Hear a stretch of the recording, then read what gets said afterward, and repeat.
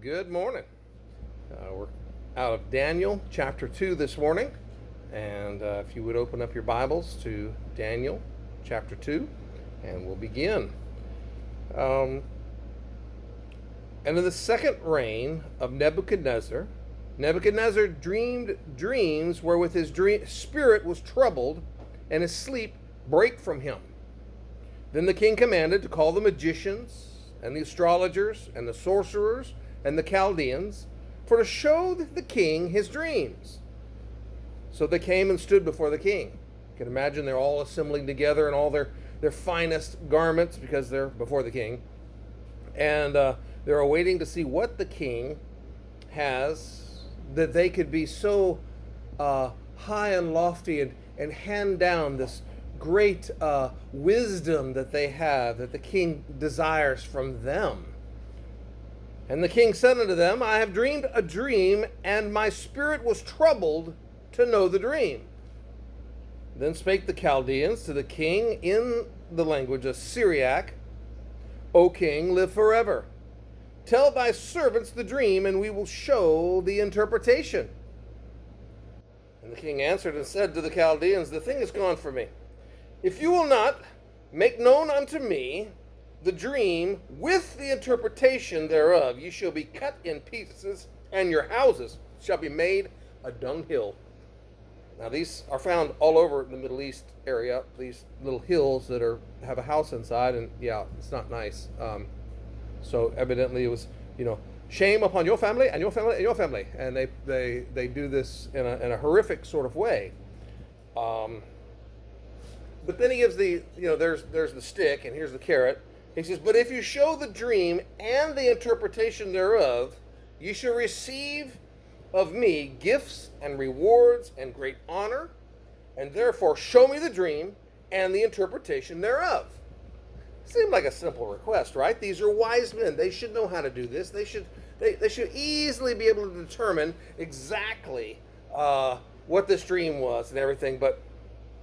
And they answer him, and they answered again and said, let the king tell his servants the dream, and we will show the interpretation of it. The second time they asked him, you don't ask a king twice the same question. He's already answered you. So the king answered and said, I know of a certainty that you would buy time, gain the time. You're just trying to trick me, because you see the thing is gone from me.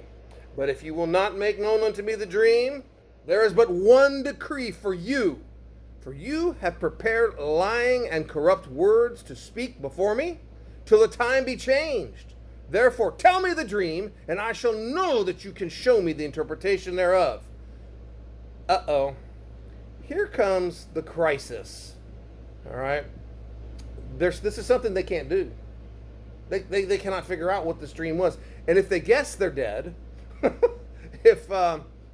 What are they going to do? So the Chaldeans answered before the king and says, there is not a man upon the earth that can show the king's matter.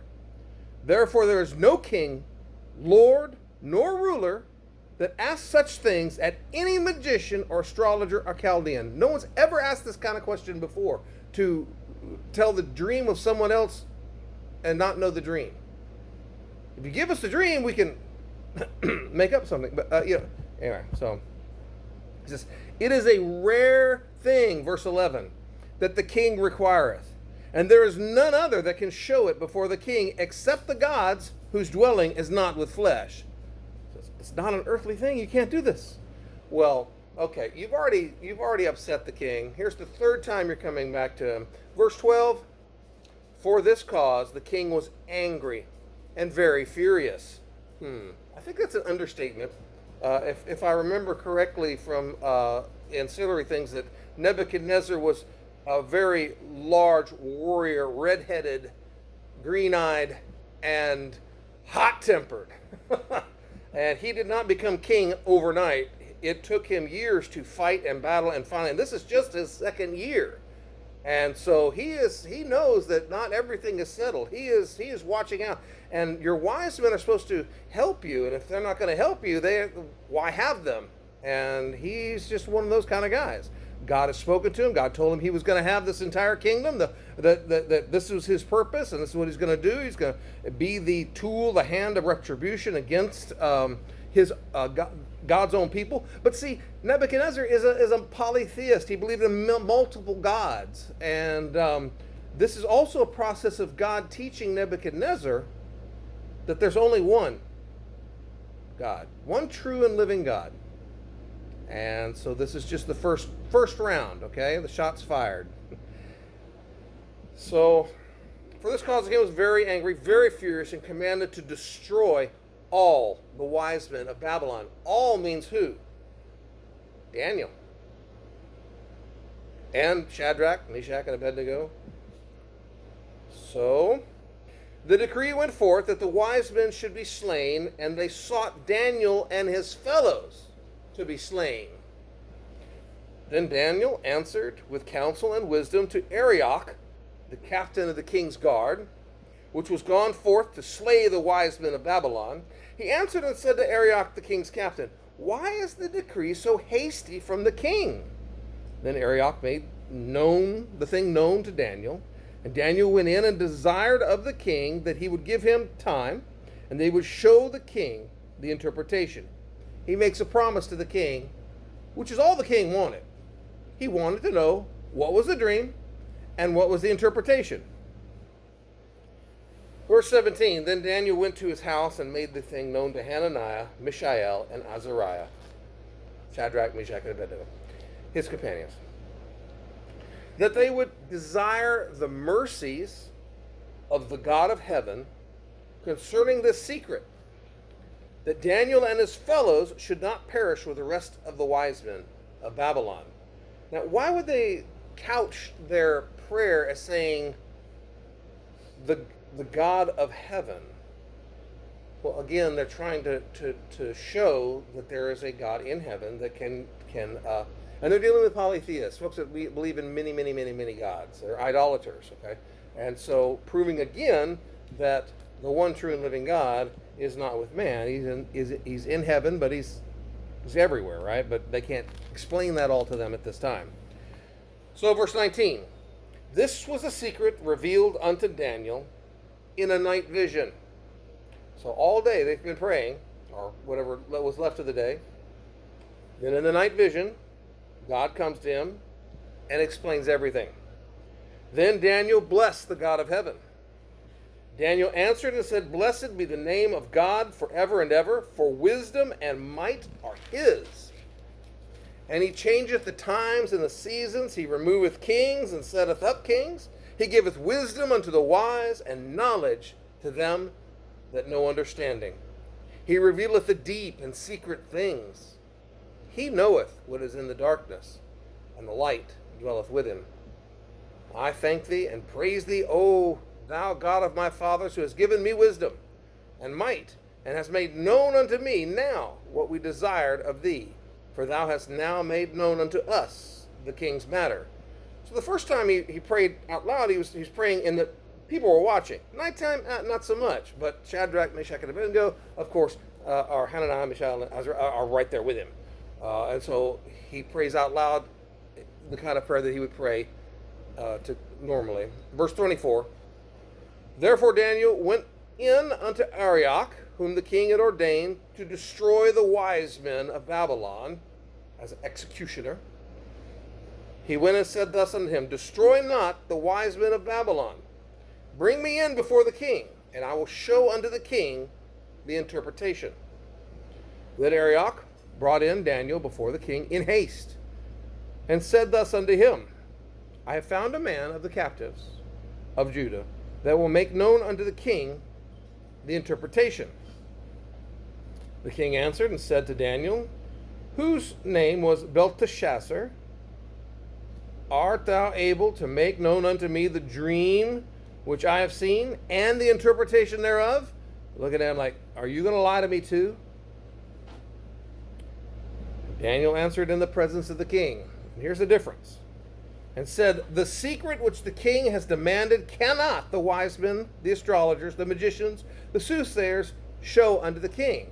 So Daniel's smart in allaying the suspicions that are aroused, toward all of the wise men.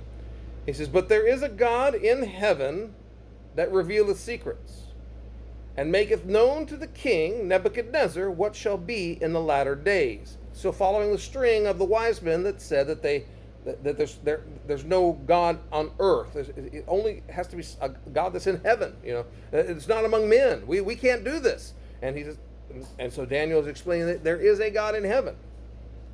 He says, a God. Now, Daniel doesn't believe that there's just a God. He believes there's only one God. But again, he's dealing with the king, and he has to be careful how he brings forth this knowledge. So he says, thy dream and thy visions of thy head upon thy bed are these. Well, that's what the king wants to hear. Verse 29.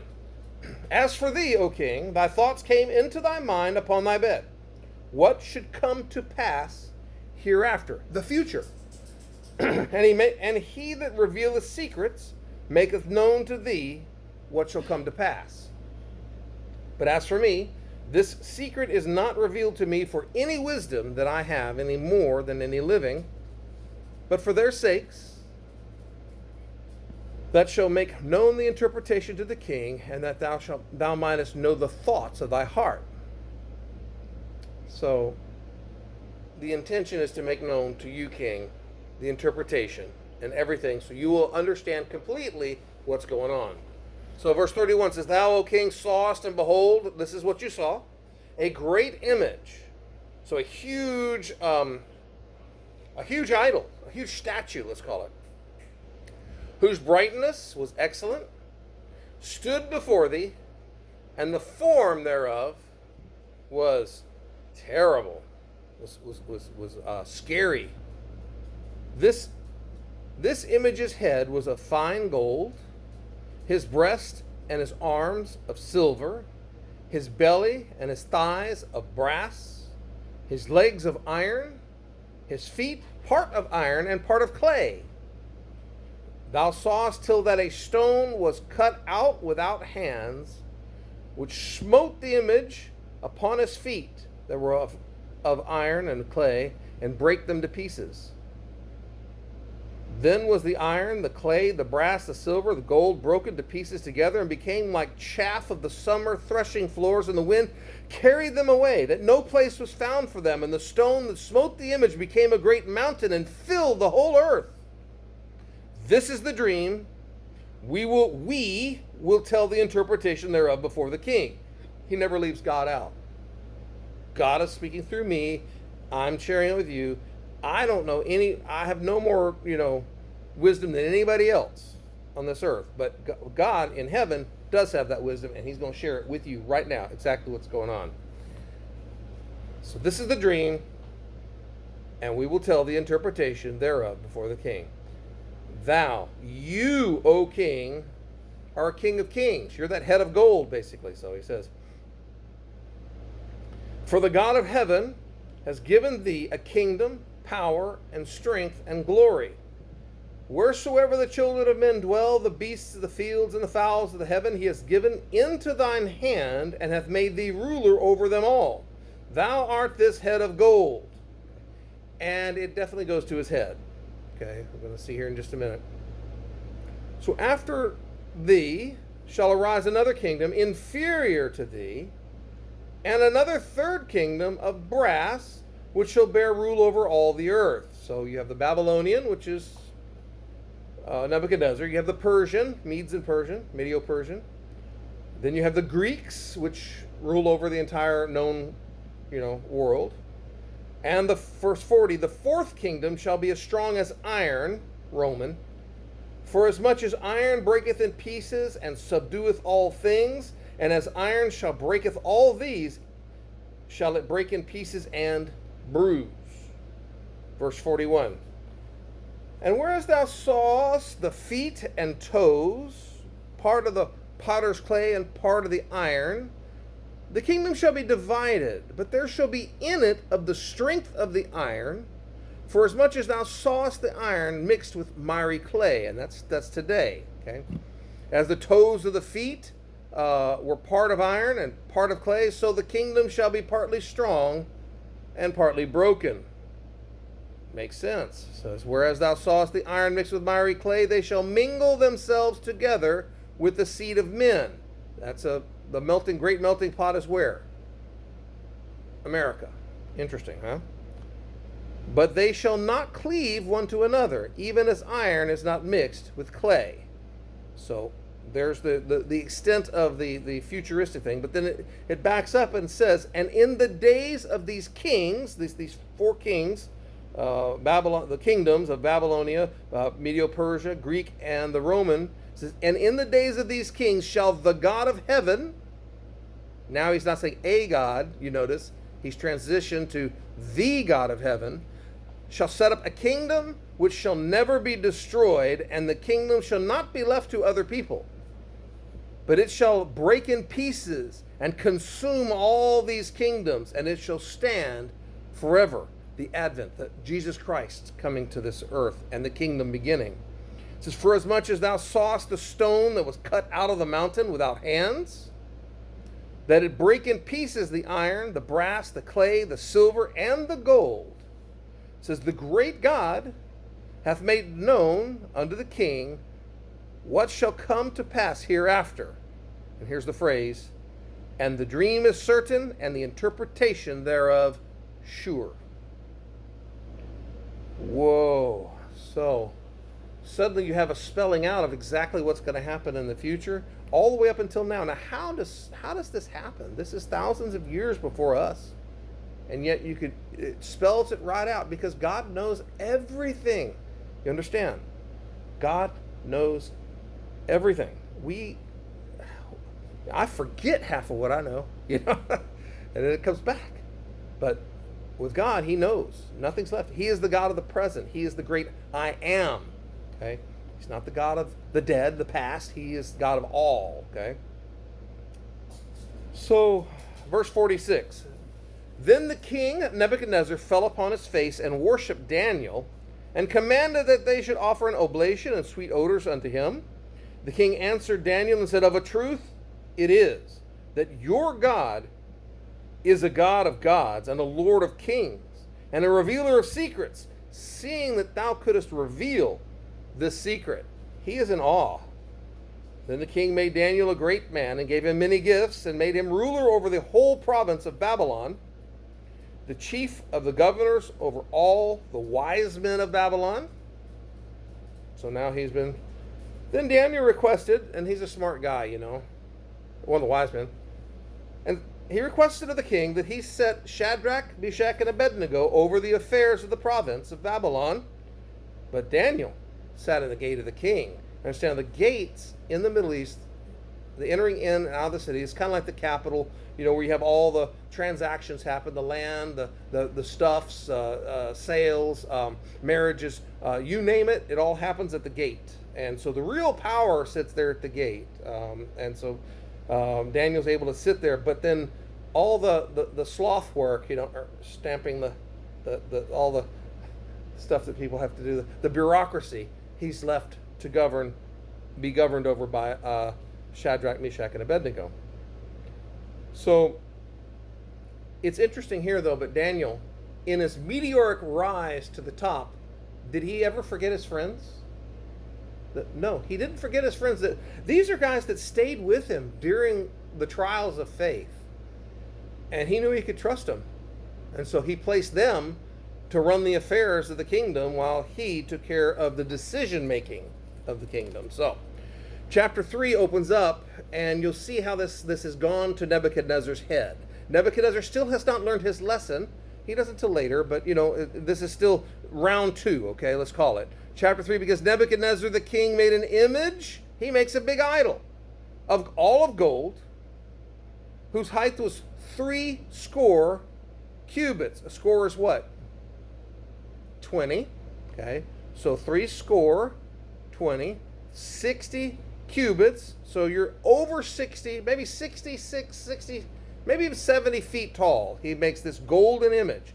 Now, in the plains of Dura is the area where they would have the furnaces. So these guys, this has been quite a skill for them to craft, to make this most likely a pottery of some sort, and then cover it with gold, and then assemble this thing that high.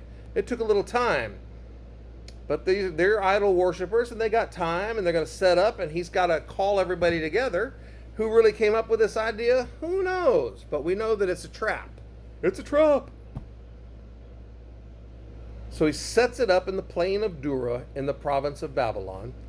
Then Nebuchadnezzar the king sent to gather together the princes, the governors, the captains, the judges, the treasurers, the counselors, the sheriffs, and all the rulers of the provinces to come to the dedication of the image which Nebuchadnezzar the king had set up. Well, there's a real danger in substituting anything in place of the one true and living God. We're going to find out just how dangerous this is.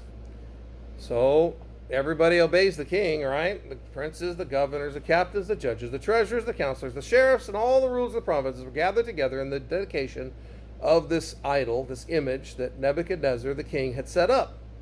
And they stood before the image that Nebuchadnezzar had set up, and the herald cried aloud and says, "To you it is commanded, O people, nations, and language, that at what time you hear the sound of the cornet, flute, harp, sackbut, psaltery, dulcimer, and all kinds of music, you shall fall down and worship the golden image that Nebuchadnezzar the king hath set up.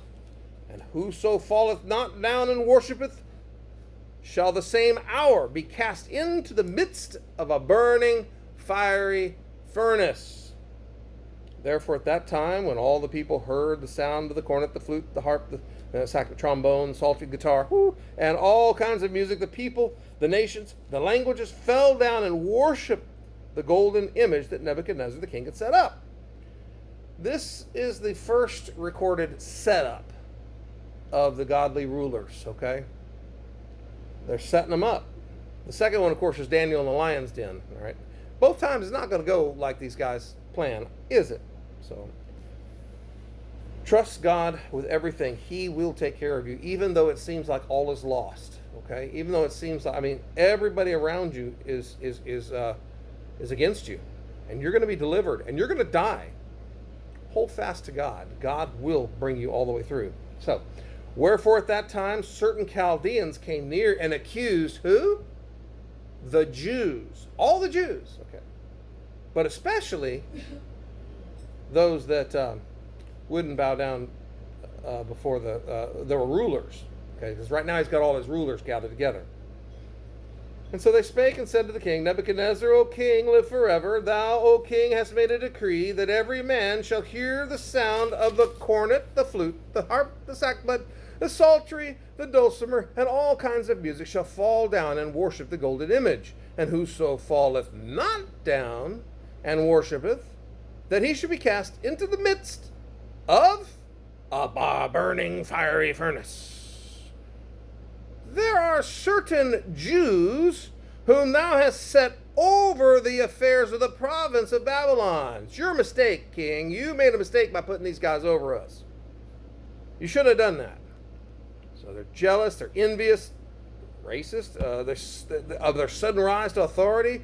In Hawaii, there's an ama crab syndrome, where ama is a Hawaiian name for crab, and you put the crabs in a bucket, right? Well, if a crab tries to crawl out, the other crab will reach up and pull it back in the bucket. That's what these guys are doing. They're pulling them back in the bucket. Not going to let anybody rise above us. We deserve everything. You deserve nothing.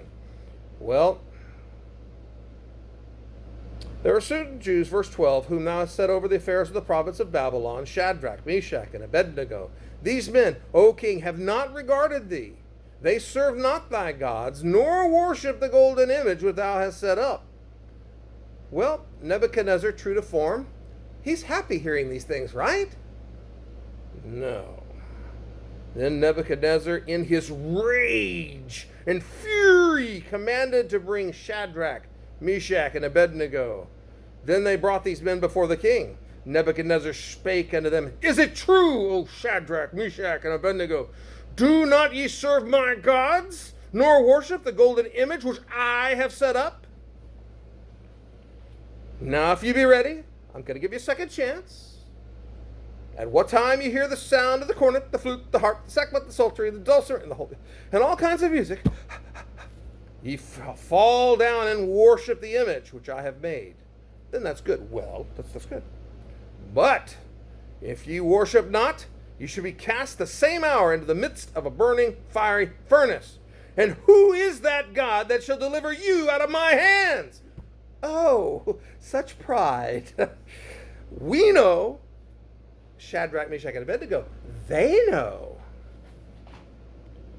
Verse 16. Shadrach, Meshach, and Abednego answered and said to the king, O Nebuchadnezzar, we are not careful to answer thee in this matter. They are speaking to the king, and the king is really, really angry. And they still speak to him this way. If it be so that our God whom we serve is able to deliver us from the burning fiery furnace,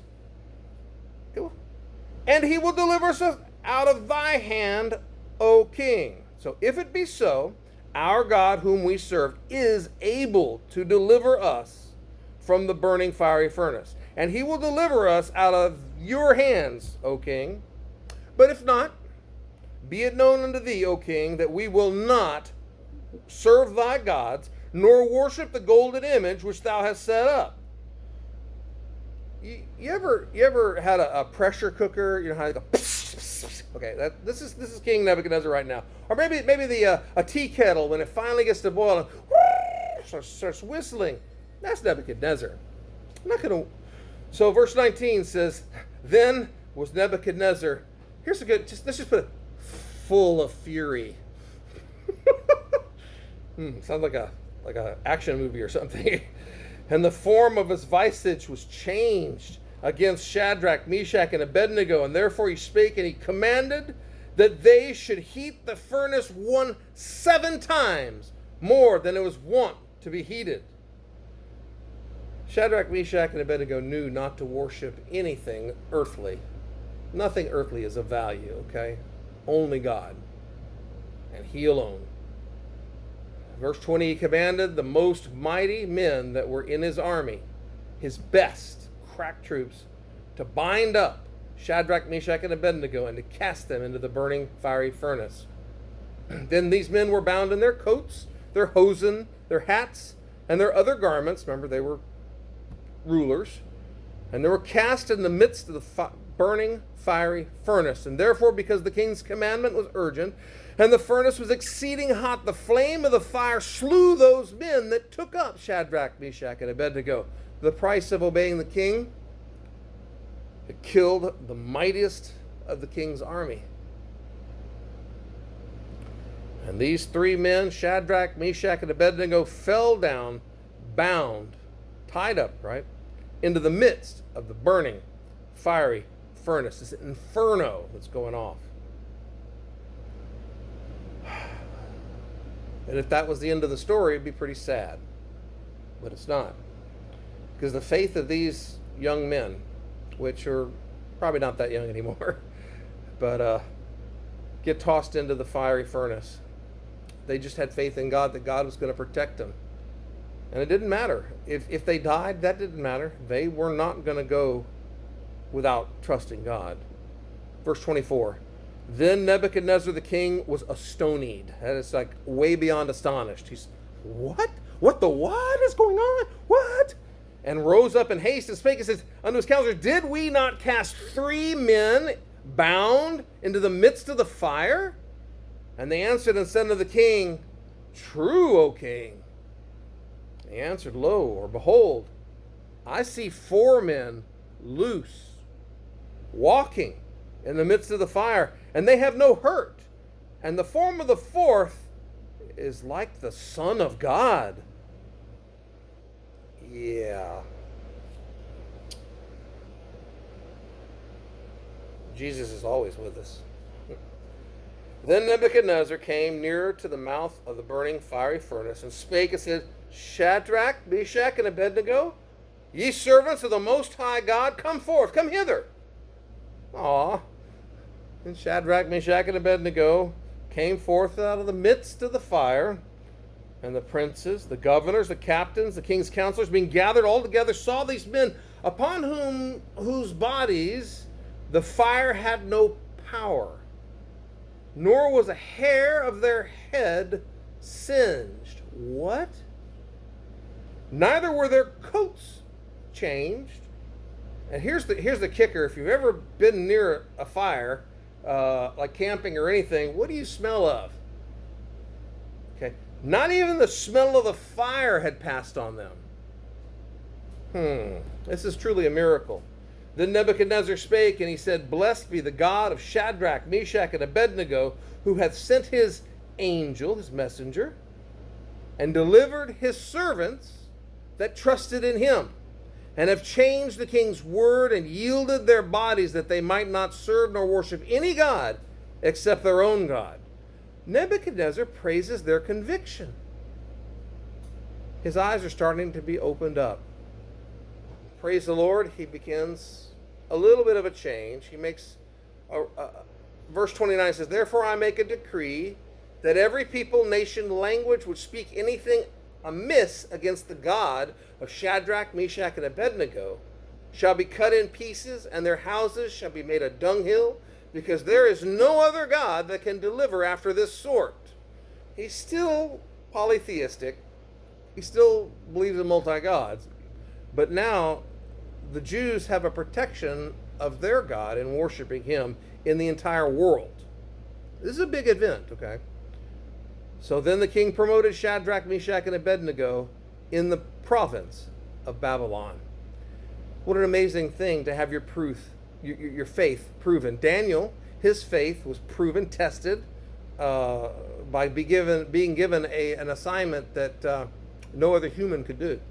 But with God's help, God answered, and he was able to deliver, really, in a sense, his own life and the life of Shadrach, Meshach, and Abednego. But then the king gets all bloated up with pride, of course. He's the king. Okay? And he decides to make his own idol of his own self, that everyone could worship him, because he's all that in a bag of chips. And guess what? The chip bag gets popped, because God is not going to have anyone else worship except for the one true and living God.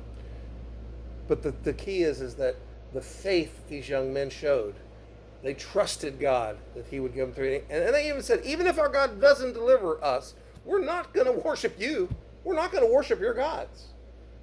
We know who is the one true and living God. And then God was gracious enough to have them come through the fire and the flames. And not only that, be given someone to speak them kind words inside there, I'm sure.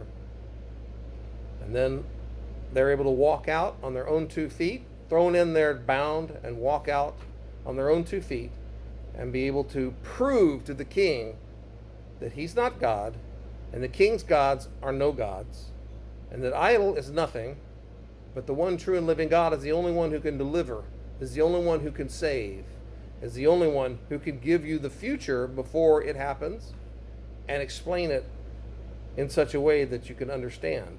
But see, the king understood the future, but then kind of went a little astray. And he's going to get another round of this later on in Daniel, as you'll see. But for today, I just wanted to share these things and give you a little boost in the faith, that if you're in the midst of your own fiery